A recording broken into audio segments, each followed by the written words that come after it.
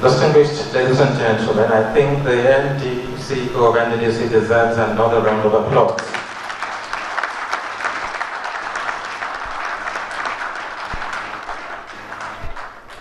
Thank you indeed, Mr. MD, for that deep and painstaking presentation.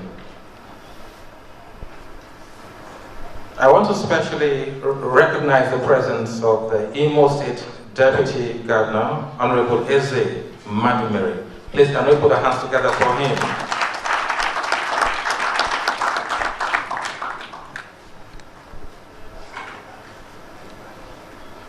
The chairman of TRUMCON is going to give a goodwill message. So, permit me to welcome to the rostrum His Royal Majesty, Eze Akuweze Rafael Ike Buruka, Eze Ahurukwe II, Paramount Ruler of Mbrechi Land, and National Chairman TRUMCON. Please, can we put our hands together for him?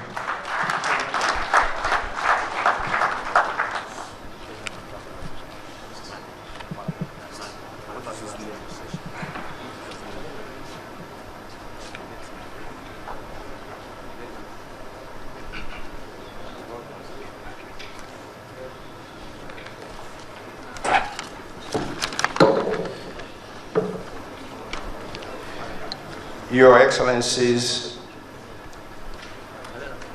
the Managing Director of NDDC, I beg that you permit me to stand on the existing protocol as already established. But before I do that, let me, in a special way, recognize the presence of my Deputy Governor, Prince Eze Madumere, MFR. Thank you, Your Excellency. On behalf of the entire membership of the Association of Traditional Rulers of Oil Mineral Producing Communities of Nigeria, TRUMCON, we feel highly delighted in being invited to participate as major stakeholders on this auspicious occasion of inaugural forum of the Partners for Sustainable Development, PSD. In a special way, we appreciate this endeavor very sincerely and quickly add that this is a forum that has come to stay.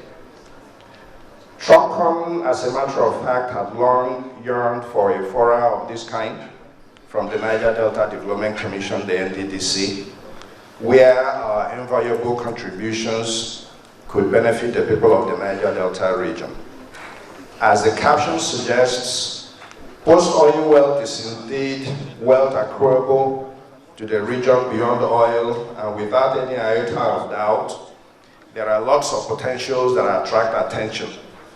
These include solid mineral resources, agro and allied ventures, commerce and industry education, health and social services, etc., that can be harnessed to provide stable economy for the Niger Delta region in particular and the Nigerian state in general.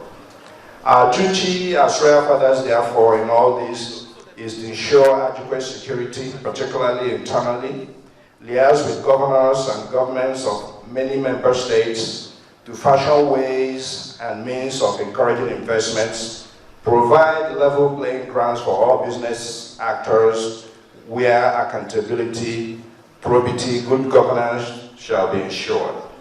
The fact that youth restiveness and other social vices should be discouraged to the barest minimum cannot be overemphasized. We are therefore at your beck and call for consultations to work in perfect partnership and synergy and collaboration to provide infrastructural and human capital development across the board in the Niger Delta region.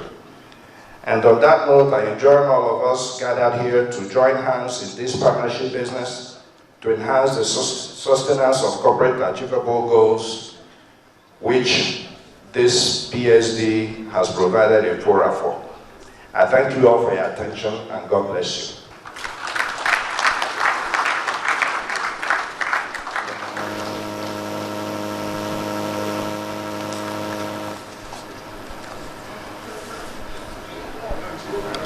Thank you very much, Your Royal Majesty. And I think we should do well to give him another round of applause.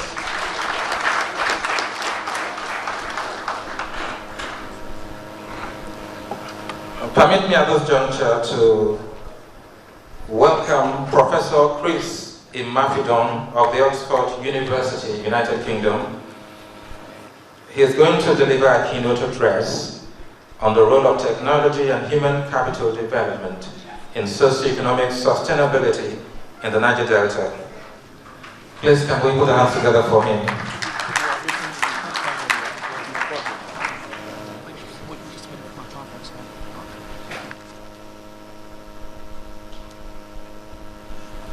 Your Highnesses, Your Excellencies, please, can I crave your indulgence to stand on existing protocols? While we're waiting for my slides to be uploaded, I want to say how delighted I am to be back home to share in what is going to be happening with this nation. Because I know a lot of people have negative things to say about Nigeria.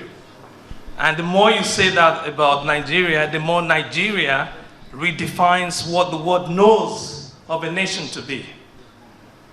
I don't know where you were at the early part of this month when FIFA predicted that no nation can win the World Cup in sequential form, and therefore wrote up our under-17s. I read it in the Financial Times and I was laughing because it takes somebody that understands Nigeria to know that Nigeria always defies the odds.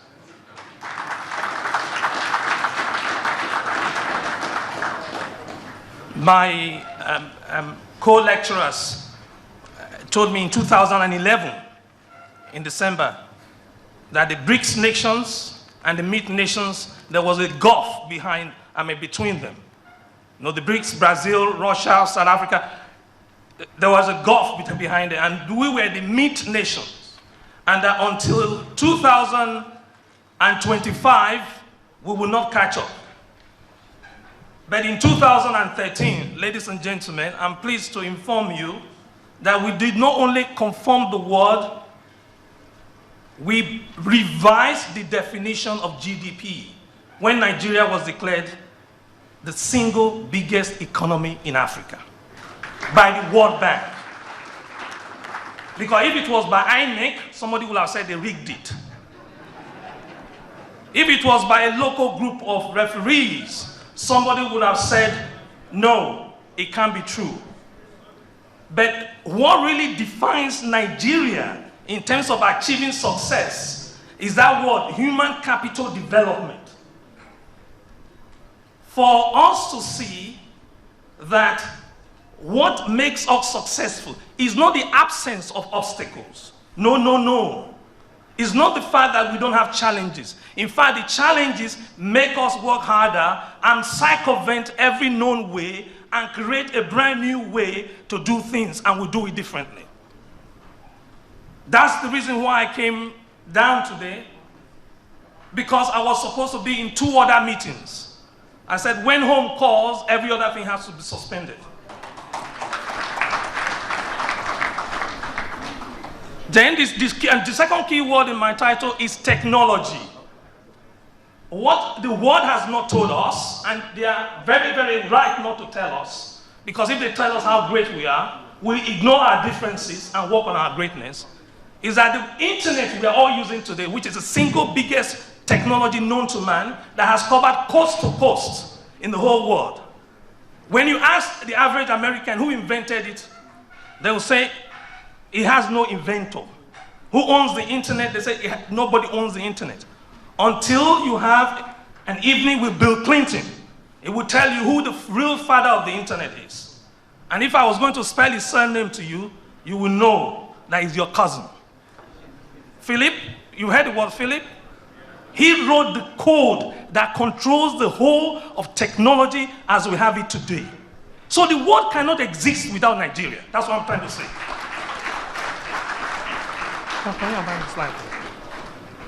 So I'll just show you some of the slides, some of the points, to just graphically and technically inform you that the Niger Delta youths, you know the youths, it's a build The youths what? Build a nation. It's not a mantra. It cannot be a mantra. It's a reality that will unfold if we facilitate it within the next 10 years. If we sabotage it within the next 15 years. I'm making a bold declaration because we don't follow statistical patterns. We override it because of what is in us. What we've been through is enough to destroy us. But because it did not destroy us, it made us indestructible and therefore stronger. I was in Japan, I was discussing with a group of people in terms of having technology to burn music into CDs and videos into CDs. And what they told me about Nollywood, they were saying, you're from Nollywood. They didn't say I was from Nigeria. They didn't say I'm from Nigeria, they said I was from Nollywood. That means the film production industry of the Nigerian, the creativity and the ingenuineness is hardly ever mentioned by the Nigerian press. If it's mentioned by the Nigerian press, it becomes a phenomenon for everybody to study. Then there's a mini course we're doing in Oxford to understand how Nollywood started. Nobody knows. There was no government funding, there was no ministry, there was no organization. It just became Nigerianized. And if I'm told to borrow the word of Honorable Patrick Obayagbon,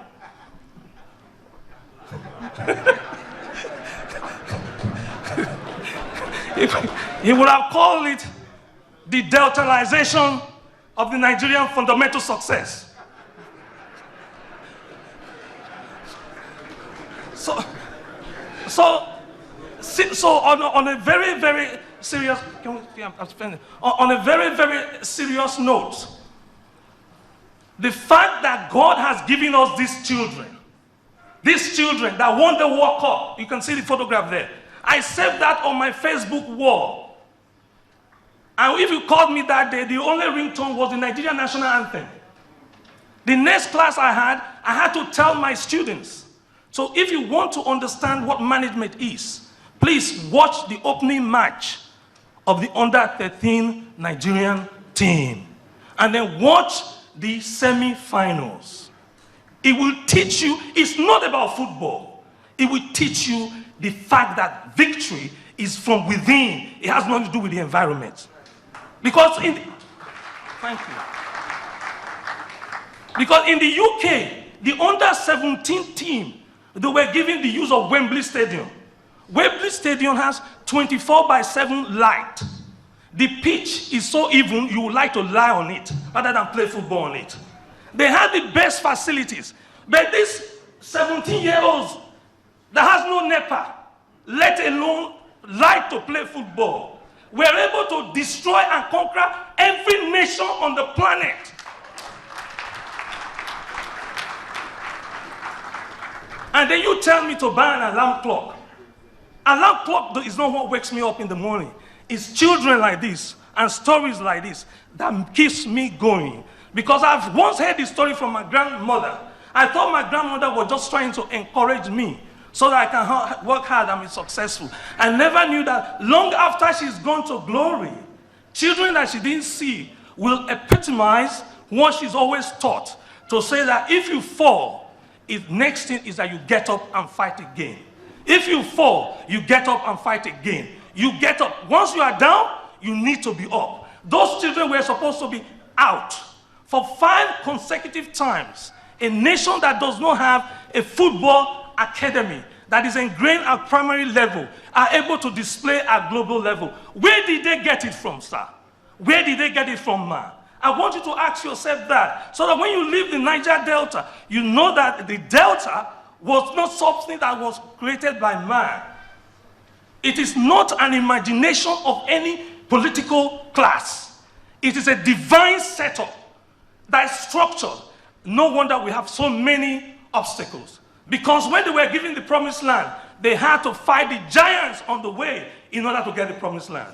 So when we have no power, and we have no infrastructure, and we have no anything, yet we are able to beat someone that has everything, I want you to find that as the ultimate formula for success in the Niger Delta area. Can you advance the slide for me, sir? And then advance here. And then, did you see those two boys? They are not members of APC. They are not members of PDP. They are not members of any political party. They are my sons and your sons. When they carried those, can you see what they carried there? The Spanish government budgeted billions of euros to see that the country is done proud at the junior stage. But God, in his infinite wisdom, made a David to destroy Goliath.